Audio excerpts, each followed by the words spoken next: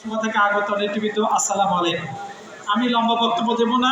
ইতিমধ্যে আপনারা আমাদের কেন্দ্র থেকে দায়িত্বপ্রাপ্ত আমাদের অনেক নেতৃবৃন্দ আছে, প্রাক্তন ছাত্রনেতা, তারা খুব সুন্দর করে কিছু নির্দেশনামূলক কথা বলেছে। এগুলো আমি রিপিট করবো না, পুনরাবৃত্তি করবো না।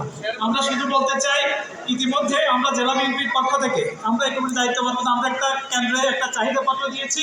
প্রায় সেই চাহিদাপত্রের সংখ্যা অনুযায়ী হলো 1,83,600। তবে আমরা ইনশাল্লাহ আশা করি আমরা ইনশাল্লাহ এগুলা খুব দায়িত্বের সাথে আমরা ইনশাল্লাহ এগুলো সম্পন্ন করব এবং স্বচ্ছতার সাথে, যেন জবাবদিহিতা থাকে, স্বচ্ছতা থাকে। কারণ জাকারিবি একটু আগে বলেছেন বিগত সময় কিন্তু হয়েছে, কিন্তু ধারাবাহিক গেলে কোথায় আছে ফর্ম, কোথায় না, এগুলো আমরা জানি না, আমাদের কাছে কোনো ইনফরমেশন নেই।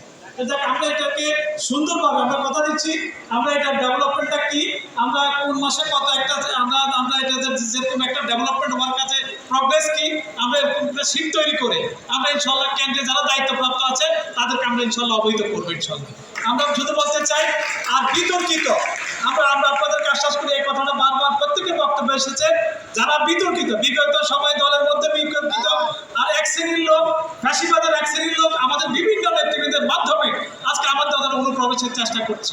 এই বিষয়টা আমাদেরকে সবচেয়ে বেশি গুরুত্বের সাথে আমাদেরকে বিবেচনা করতে হবে। আমরা কথা দিচ্ছি, আমরা আমাদের কেন্দ্রীয় নেতৃবৃন্দ এখানে উপস্থিত আছেন, জেলা বিএনপির পক্ষ থেকে সুস্পষ্ট আমরা ঘোষণা দিচ্ছি যে এ ধরনের বিতর্কিত কর্মকাণ্ড যদি আমাদের অগোচরে যদি কেউ করেন, তার বিরুদ্ধে আমরা সাংগঠনিক ব্যবস্থা নিব। এটা কিন্তু আমাদের কথা না, আমাদের মাননীয় তারেক রহমানও কিন্তু নির্দেশনা দিয়েছে।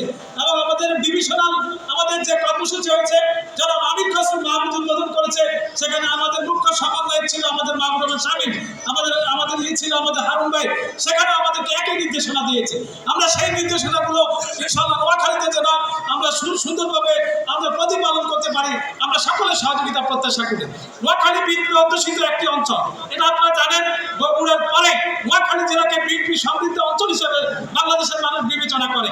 আমরা চাই সদস্য ক্ষেত্রে আমরা যেন নোয়াখালী জেলা যেন প্রথম শ্রেণীতে উন্নীত হতে পারি, এ আশা আমি সকলের কাছে প্রত্যাশা করি। এবং কেন্দ্রে যারা দায়িত্বপ্রাপ্ত আছেন, আমরা আপনাদেরকে আশ্বস্ত করছি, ইনশাআল্লাহ আমরা এগুলো একটা রুটিন মাফিক আমরা এই কাজগুলো সুন্দরভাবে করবো। তবে আমরা ইনশাআল্লাহ আমরা ইতিমধ্যে আপনারা জানেন এই কম্পেনিং কমিটি হয়েছে মাত্র অল্প কিছুদিন, আমরা বেশ কিছু কমিটি আমরা প্রায় চূড়ান্ত করে রেখেছি। আমাদের এখানে আমাদের মাহমুদ শামীম এবং কেন্দ্রীয় নেতা হারুন ভাই আছেন, তাদের সাথে আমরা পরামর্শ করেছি।